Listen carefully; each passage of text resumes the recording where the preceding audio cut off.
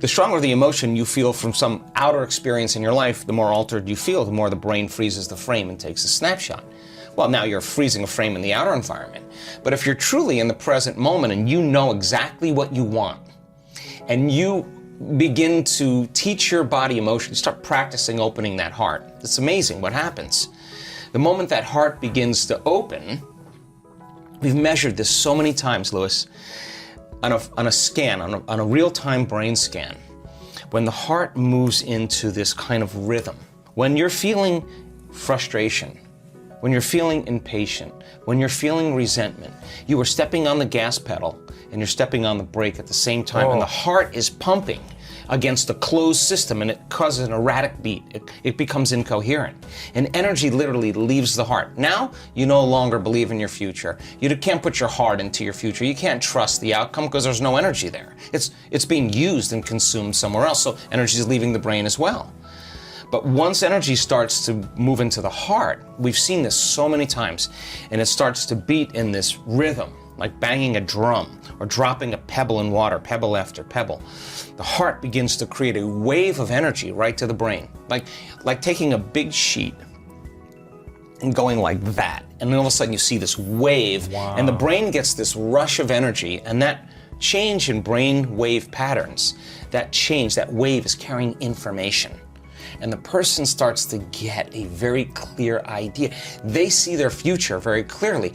Now that energy is causing them to move into very coherent alpha brainwave patterns, which is the state of creation. This is when you no longer hear the voice in your head that's talking to you, that you listen to and believe is the truth. I'm not good enough. Yeah, whatever that is. That's called the default mode. It suppresses the default mode network, and the next thing you know, you start seeing in pictures and images. You start dreaming. And that's the imagination, that's the creative state. So now you start naturally imagining the heart is the creative center. We got to put our heart into our future. It better be open and activated. So now when you start falling in love with your future, oxytocin is released in the brain and in the heart. Oxytocin signals nitric oxide. Nitric oxide signals another chemical called endothelial-derived relaxing factor. And just like when your sexual organs get filled with blood because you're aroused, the same thing happens here as it would happen somewhere else. And literally the arteries in the heart and lungs engorge, and now your heart feels full and it's thumping in order, and you're in the present moment. Now, once that happens, and it's beating in rhythm, the heart produces an external magnetic field up to 3 meters wide. Now, you're in survival, you're drawing from the field and turning into chemistry. When you get energy in the heart, it's causing a change in the brain, and all of a sudden it's resetting the baseline for trauma, and now here you have a magnetic field. Now the heart is your magnet.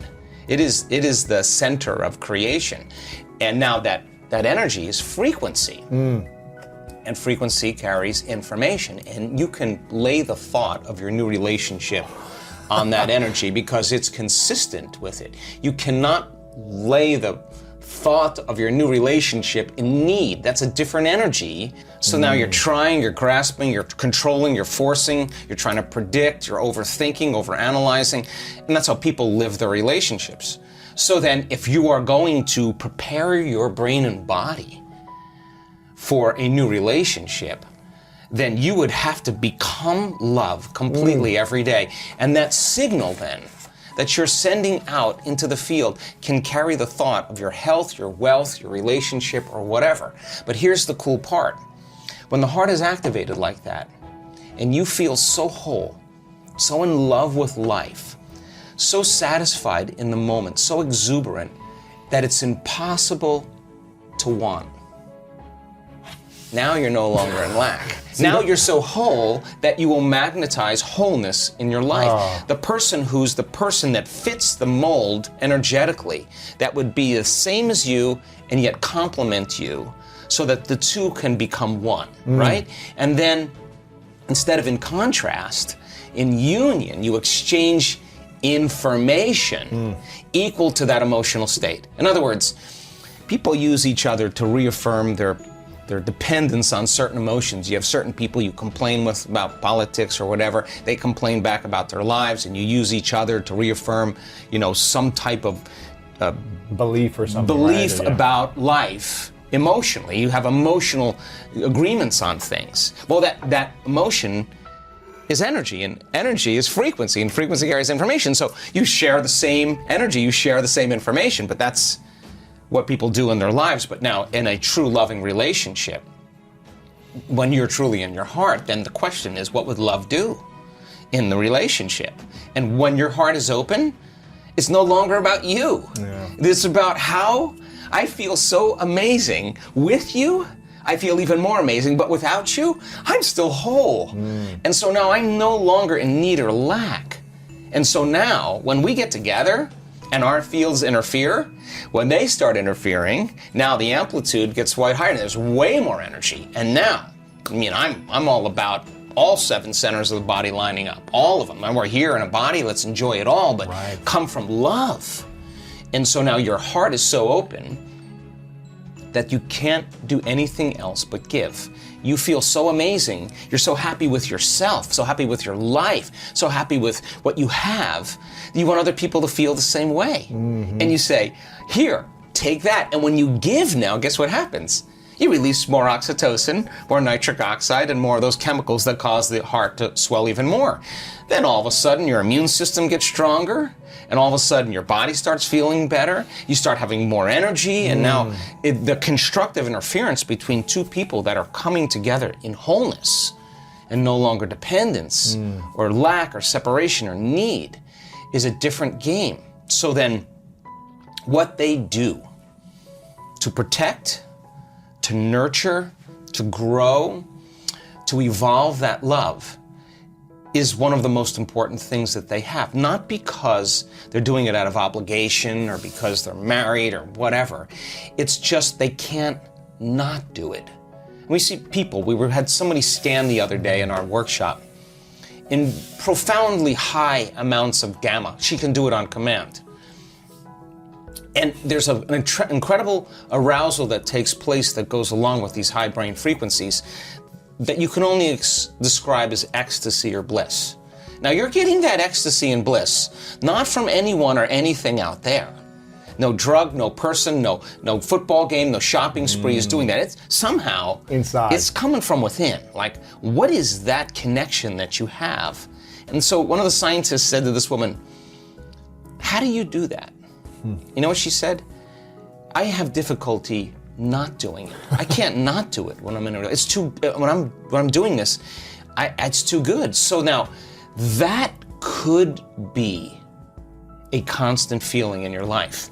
So now, what, love? Independent of anyone or anything, it's coming from within you.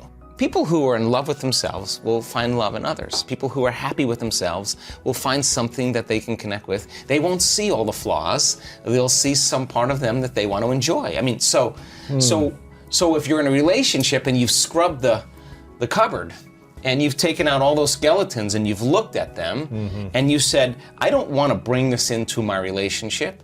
I don't want my insecurity to be there. I don't want my fear to be there. I don't want my judgment to be there. I don't want my emotions from other relationships to be there. So let me finish this. In other words, if you want love in your life, in your future, then you better take care of your frustration because you can't bring that there. You got to leave it. So then you may say to me, well, it's because that person and this emotion from 15 years ago, my ex, makes me feel frustrated. Well, let me tell you something. The only reason that you're thinking about your ex is because you're still in frustration.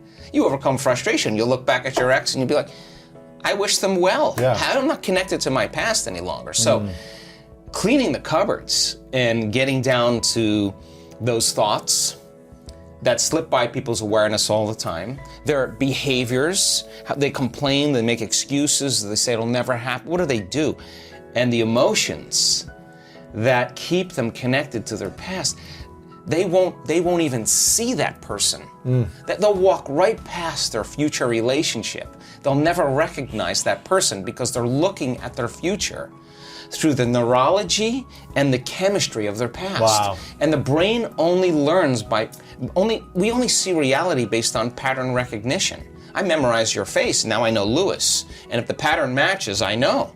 But if you're creating a future, and you're not clear on that future, and you want all these things, but you haven't addressed all those circuits and behaviors and emotions and chemicals of the past, you won't recognize the pattern. You'll walk right past the relationship. You'll never see it. So I think that there's the preparation for the relationship, the overcoming, and overcoming and overcoming and overcoming and overcoming and becoming. All of a sudden now says, I am worthy. And the universe only gives us what we think we're worthy of receiving. So when you're worthy to receive, it's not going to be on Match.com when you're looking at body parts and whatever else. This is going to be like, ka-ching. An energy connection. Wow. Yeah. Like, that came out of nowhere. Because when you're in survival, and you're in separation, and you're in lack, and you're forcing and controlling and trying to predict outcomes, you're matter trying to change matter. And of course, it's going to take time for this to happen because you're creating a three-dimensional reality, and everything in three-dimensional reality takes time. But when you're creating from the heart, with a coherent brain and a coherent heart, and you got that 5G Wi-Fi signal, it's not like you go anywhere now. The experiences are coming to, you're drawing the event to you. So we spend a lot of time bonding with our future emotionally. I have colleagues of mine who look at our data on oxytocin, and they're like, listen, oxytocin levels go up during, in a relationship, the honeymoon stage of a relationship, and monogamy is created because of those chemicals, or a female mammal is bonding with her offspring. That's exactly right. I want our people, our students, to bond and fall in love with their future just like they do with somebody else. And when you're bonded to your future, no person, no circumstance, no thing is going to remove you from it. So then, if you fall from grace during the day, then the next question is, what person, what circumstance caused me to disconnect from my love in the future? And let me rehearse in my mind, if I have that same circumstance, how I'm going to overcome it. And now you're worthy of love. It's no longer the person or the event. It's just you're doing what it takes to stay in the emotion of your future.